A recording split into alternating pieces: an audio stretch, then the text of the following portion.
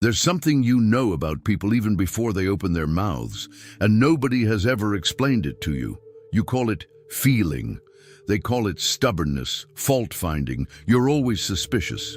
But what if this instant reading, which almost never fails, wasn't feeling at all, but rather the result of a mechanism so precise, so silent, that even the so-called intuitive signs can't imitate it? While everyone thinks Taurus is the slow sign, the sign of the obvious, the sign that only understands what it can touch, you go through life deciphering people with an accuracy that should be impossible for someone so simple. Aye, but there's a crack in this whole story, and it appears precisely where you least expect it, at the moment when that same reading needs to turn inward to yourself. Then, out of nowhere, the radar that never fails freezes. It goes silent. It disappears. Why is it that the sharpest instrument Taurus has works perfectly for others and shuts down right when you need it most? The answer lies hidden in a place most people have never looked, in your own body, in the way Venus programmed you to feel the world through your skin, its smell, its texture, long before any words existed.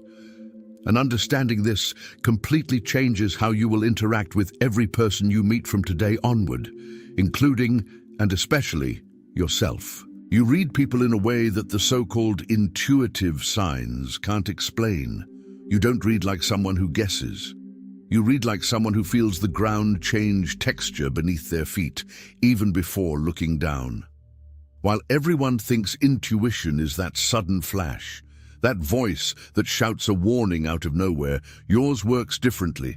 Yours is silent, it doesn't shout. It settles in slowly, like a root entering the earth, and when it finally surfaces, it's no longer a hunch, it's already a certainty. That's why, when you suspect someone, you're almost always right. And that's also why, when someone tells you you're being too suspicious, part of you wants to believe them, but another part, deeper, older, already knows that you shouldn't have ignored what you felt right away. Have you noticed this? Have you ever stopped to think why, among all the signs of the zodiac, it's precisely the most down-to-earth sign that carries this kind of reading that seems impossible to get wrong? The explanation isn't in self-help books about sixth sense, nor in ready-made phrases about energy. It's somewhere else. It's in how Taurus processes the world, not through haste, not through first impressions, but through the repetition of small signals that the body picks up before the mind forms a sentence. A tone of voice that trembles half a millimeter out of place. A silence that lasts a second longer than it should. A hand that moves too fast to seem calm. You pick up all this without consciously processing it, and the result arrives ready-made, packaged, as if it had always been obvious. People confuse this with stubbornness. They say you're closed off, that you arrive already suspicious, that you should give more chances. But what nobody told you is that this initial distrust doesn't stem from fear. It stems from an invisible database built year after year of gestures, smells, voice textures that your body stores even when your mind has already forgotten where that sensation came from. Ruled by Venus, you are programmed to feel pleasure and danger through your senses long before any words are spoken. And that's precisely what makes you almost impossible to deceive for long. But there's a problem with this whole story. A problem that no one told you about, and that perhaps explains why, even though you're almost always right about others, you still feel so lost when the question is about yourself. Why the same intuition that never fails with strangers suddenly freezes, hesitates, falls silent right when you need it most. Because there's a huge difference between reading others and reading yourself, and it's precisely in this difference that the oldest blind spot of your sign resides. You can perceive in the blink of an eye when someone is lying to you. But when you're the one deceiving yourself, that same radar simply shuts down, as if your whole body suddenly refuses to point it out. Stick your finger inside. That blockage, that sudden silence, right when you needed clarity the most, isn't a failure of intuition at all. It's protection. It's the body saying, in its silent and stubborn way, that looking inward hurts differently than looking outward. It was while searching for answers to this that I found this digital book. It specifically addresses the kind of security Taurus builds externally, the house, the routine, the body, the savings, as a way to never have to confront the insecurity that resides within. And it shows, with a clarity that is unsettling, how to use that same sharp reading ability you already have for others, finally turning it inward in the way Taurus understands, step by step, felt through the body. If you've reached this point with a slightly tight chest, recognizing this radar that hits others and freezes when the subject is yourself, this is a sign that this material needs to be read now before routine stifles what you've just realized. The link is in the first pinned comment, but be aware, this content may be taken down. Click now and download your copy. Now tell me in the comments, when was the last time your intuition was spot on about someone, but you took a while to admit it was right? Notice something, you keep everything. Not in the sense of accumulating objects, although that also happens. You keep gestures, you keep smells, you keep the way someone held a glass at a party 3 years ago. This archive never fades. It's like a well-kept wine cellar, each bottle stored in the dark at the right temperature, waiting for the exact moment to be opened. You don't know exactly when you'll need that specific memory, but it's there, aging, gaining complexity, ready to be uncorked the instant someone unknowingly repeats a gesture you've seen go wrong before. It's from there, from this silent repository, that your accurate hunch about others comes.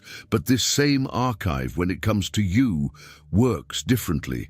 It doesn't keep things to protect you.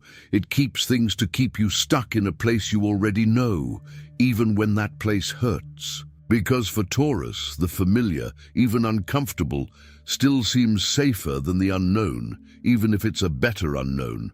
And it's curious, you would be able to alert a friend in seconds if you saw that same pattern in them, staying in a bad place just because they already know the shape of the pain. Why then is it so much harder to see it in yourself? Perhaps because for Taurus, admitting you're stuck isn't just recognizing a mistake. It's recognizing that the entire construction, the years of effort to get everything the way it is, may have been built on a foundation that no longer supports anything.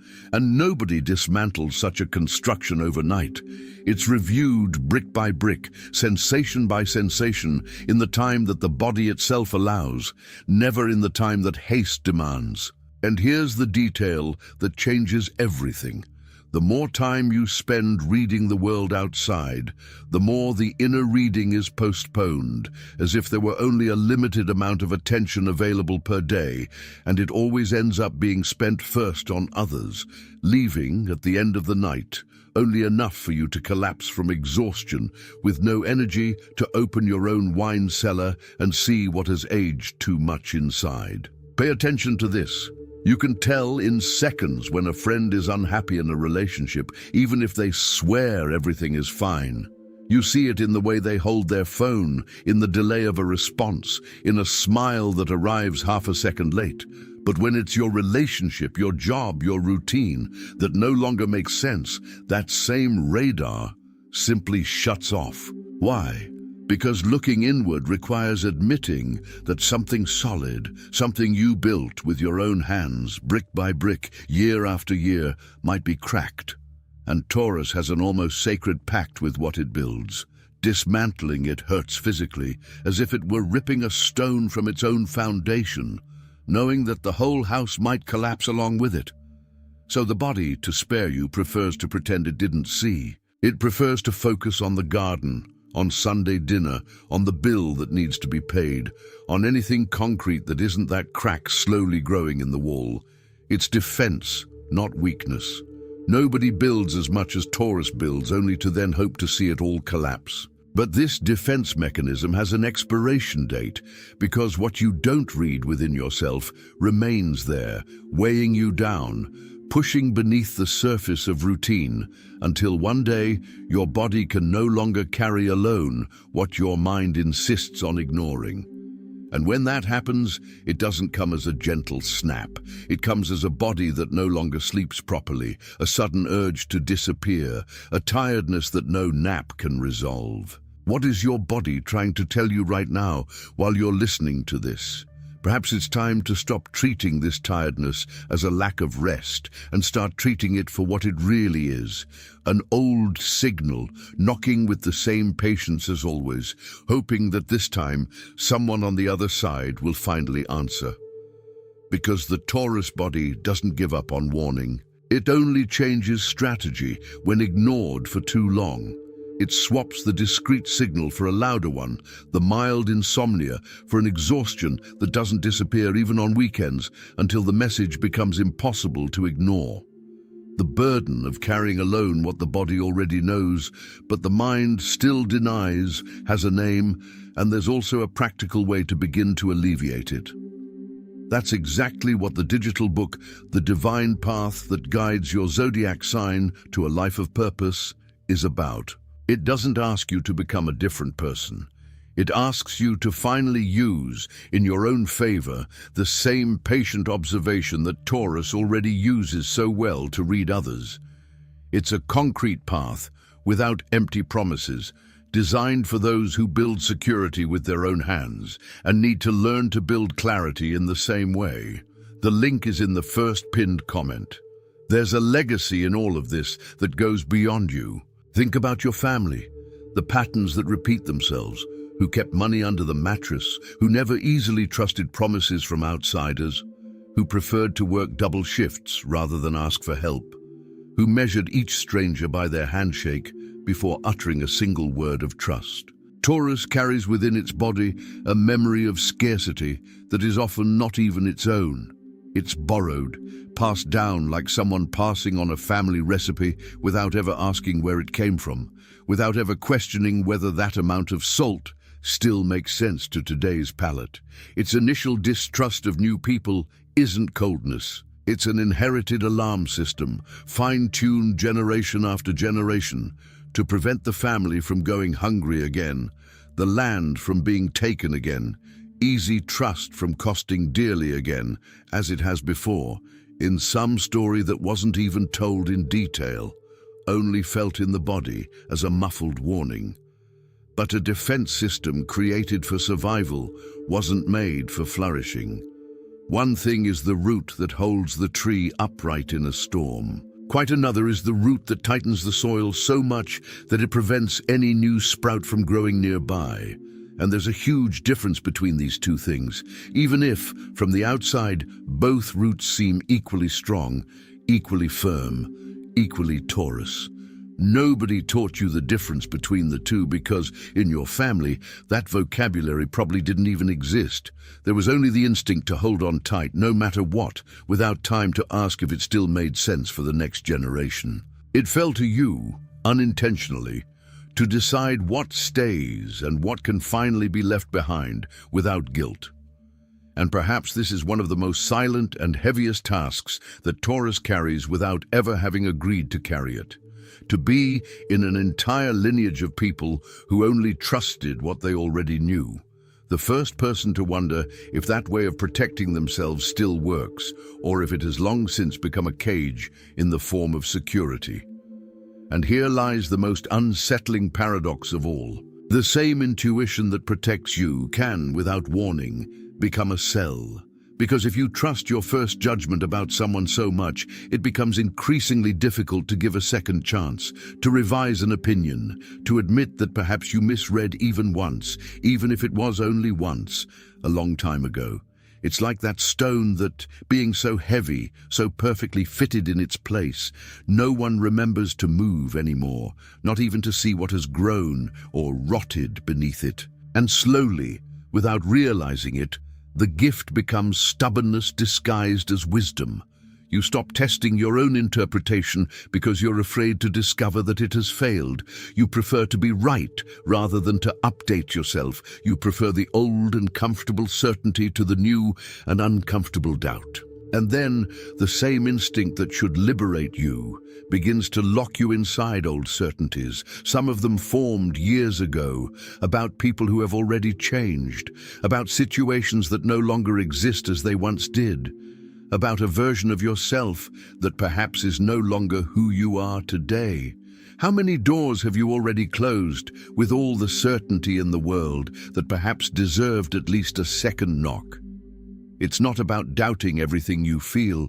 It's about remembering that even the most accurate interpretation has an expiration date, and that revisiting an old conclusion is not weakness, it's maintenance. The same maintenance you would perform without hesitation on anything concrete that you truly value.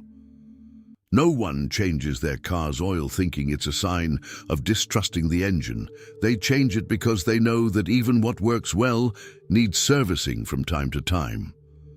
Your understanding of people deserves the same care, not distrust of your own instincts, just honest maintenance, done occasionally without fear of what might appear. Escaping this prison without abandoning your gift, without becoming too naive, is a balance that few astrology materials truly explain. The digital book, The Divine Path That Guides Your Zodiac Sign to a Life of Purpose, deals precisely with this fine line between trusting your instincts and becoming their prisoner. It shows, with practical examples designed for the Taurus way of processing the world, how to revise a certainty without feeling betrayed by yourself. Read less to be right and more to grow. The link is in the first pinned comment. The last copies are running out. Click now and begin your journey towards the clarity and genius you deserve. And perhaps it is precisely here that everything reorganizes itself. Because the solution was never to shut down this precise intuition, it was to learn to listen to it without constantly demanding proof. Taurus tries to prove what it already feels. It wants the document, the printout, the concrete confirmation of what the body already knew before any evidence appeared. It's like planting a seed and then digging it up every week just to check if the root has grown. In the end, it is the very haste for proof that delays what was already silently forming underground. And while waiting for proof, the moment to act has already passed, the right person has already left, the right decision has already missed its window. The Taurus body is a silent oracle, but an oracle doesn't ask for proof. It asks for listening. The goosebumps, the stomach tightening, the inability to sleep, that sudden urge to get away from someone without even knowing why. All of this was already the answer, but no one taught you to trust it without first needing to prove it to others or to yourself. What if, just for today, you gave your own body the same credit you so easily give to the bodies of others? You don't need to understand everything at once. You just need to stop demanding a diagnosis before accepting what your own skin has already registered long ago, because some truths arrive first through goosebumps and only much later through words. Perhaps the most difficult exercise for Taurus isn't feeling. They already do that better than any other sign, but rather allowing that feeling to be sufficient without needing to become a report, without needing to become a ready-made argument to convince anyone, not even themselves. Learning to trust your own body as a source of answers without needing external proof to validate what you've already felt first is precisely the central proposal of the digital book, The Divine Path That Guides Your Zodiac Sign to a Life of Purpose. It was written with those in mind who, like Taurus, only feel safe in the face of the concrete, and teaches step by step how to transform their own sensation into sufficient proof to act. Less waiting, less demand for guarantees, more trust in what the body already knew from the beginning. The link is in the first pinned comment. The last copies are running out. Click now and begin your journey towards the clarity and genius you deserve. In the end, perhaps the most beautiful truth about Taurus is this: You never needed any sixth sense, because your sense has always been your whole body, the five senses that Venus gave you, used with a patience that no other sign dares to sustain. You read people because you truly pay attention in the real time of life, without rushing to conclude before the time, without needing any flash of insight, because the insight of others is, for you, only the visible result of a listening that has been built silently and constantly since forever. You are like the earth after the rain. You don't change your appearance in an instant, but inside, slowly, everything is already different, more fertile, more ready. And if there is one last thing that remains after all this, it is the permission to turn that same care inward, to read you with the same generous patience you've always had with others, without demanding proof, without demanding haste, without demanding of yourself an immediate certainty that you've never demanded of anyone you love. Because the earth that sustains everything also deserves, from time to time, to be cared for. And perhaps this is the quietest and truest form of genius that Taurus carries, that of knowing, deep down, exactly what is real, and finally having the quiet courage to trust in it. Not like someone shouting a discovery, but like someone who, after a long time reading the whole world around them, decides, with the same calm as always, to begin reading themselves as well. And perhaps it is precisely there, in this small and silent gesture, that all the genius that Taurus has always had resides, without ever needing to prove anything to anyone. A genius that makes no noise, doesn't seek an audience, doesn't need applause. It only needs, from time to time, someone willing to remind you of it, until you yourself can remember it alone, every day, effortlessly.